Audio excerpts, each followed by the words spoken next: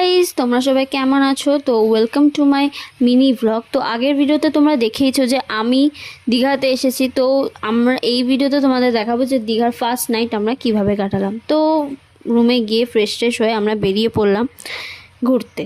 তো আমরা এখান থেকে যাচ্ছি, আমরা থেকেছিলাম নিউ দীঘাতে, আমরা নিউ দীঘাতে স্টে করেছিলাম। তো ওখানকার সমুদ্র দেখতে যাচ্ছিলাম।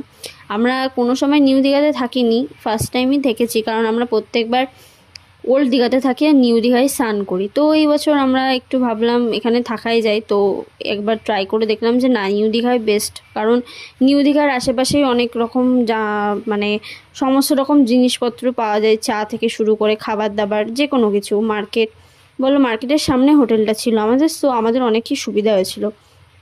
তো সমুদ্রের পাড়ে ছিলাম, প্রচণ্ড হাওয়া দিচ্ছিল, বেশ ভালো লাগছিল, মজা লাগছিল। তো এইভাবেই আজকের ব্লগটা এখানে এন্ড করছি। দেখা হবে নেক্সট ভিডিওতে।